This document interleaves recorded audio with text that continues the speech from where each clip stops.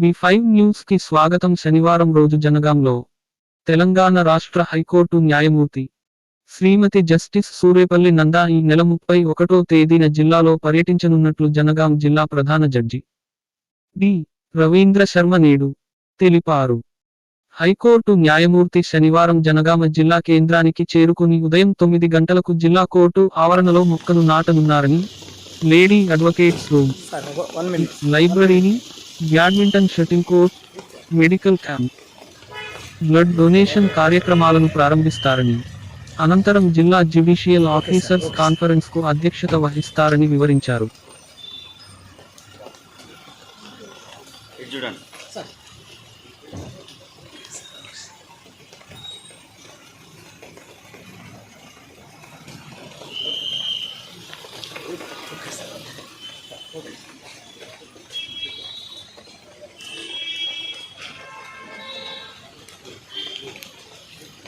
Okay sir మీరు కూడా వెళ్ళండి సార్ వెళ్ళండి.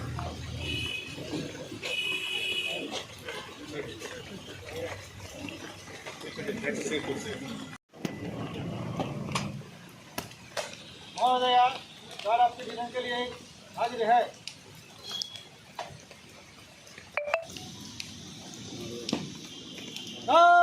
बगल